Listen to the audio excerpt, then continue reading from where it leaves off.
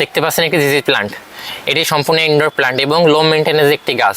আমরা যারা indoor plant রাখি তাদের কম বেশি সকলের বাসায় এমন একটা জিজি প্লান্ট থাকে। তবে জিজি প্লান্টে আমরা নিয়মিত পরিচর্যা করার পরেও দেখি যে অনেক সময় বড় হচ্ছে না। এর মূলত বেশ কিছু কারণ থাকে। তা আজকের এই ভিডিওতে আমি সেই কারণগুলো খুব সুন্দরভাবে বোঝানোর চেষ্টা করব। সর্বপ্রথমে জিজি প্লান্টে পানি দেওয়ার ক্ষেত্রে আপনার একটি বিষয় খেয়াল রাখতে হবে। সেই বিষয়টি হচ্ছে যখন গাছের মাটি এরকম শুকনো এবং ঝুরঝুরে আসবে তখনই আপনি গাছে পানি দেবেন।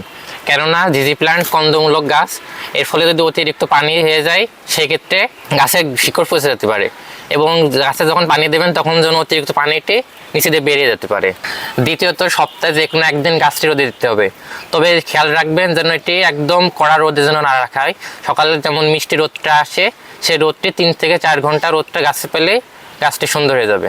তৃতীয়ত আপনি গাছের শক্তি ব্যবহার করার ক্ষেত্রে কিছু সার ব্যবহার করতে পারেন। সেই সারগুলো অবশ্যই প্রাকৃতিক সার হতে হবে, যেমন ভার্মি কম্পোস্ট সার, এটি গাছের গোড়ায় ছিটিয়ে দিতে পারেন। আর আরেকটি হচ্ছে আপনি ইপসম সল্ট। ইপসম সল্টটা আপনি 1 লিটার পানিতে 1 চা চামচ মিশিয়ে গাছে সুন্দর করে স্প্রে করে দেবেন।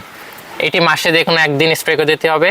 দিলে গাছটির পাতাটি অনেক সুন্দর থাকবে এবং অনেক শক্তি পাবে। এছাড়া আপনি ইপসম সল্টের পানিটি গাছের গোড়ায় দিতে পারেন। ঘরোয়া কিছু আপনি সার ব্যবহার করতে পারেন, যেমন আপনি চাল ধোয়া পানি, ডিম সিদ্ধ করা পানি, তারপর পেঁয়াজ খোসা ভেজানো পানি, কলার খোসা ভেজানো পানি, এইগুলি আপনি সপ্তাহে যে কোনো একদিন গাছের গোড়ায় সুন্দর করে দিয়ে দেবেন। এতে গাছের পর্যাপ্ত পরিমাণে শক্তি পাবে। আপনি গাছের পাতাগুলি প্রতি সপ্তাহে 1 দিন করে মুছে দেবেন। এতে গাছের পাতাটি অনেক চকচক করবে। যেমন আমার গাছের পাতাগুলি কত সুন্দর চকচক করছে, কারণ আমি প্রতিনিয়ত গাছের পাতা পরিষ্কার করে দিই। আমাদের ছোট ছোট ভুলে ইনডোর প্ল্যান্টগুলি মারা যেতে পারে, তাই অবশ্যই ইনডোর প্ল্যান্টের উপর গাইডলাইন মেনে চলবেন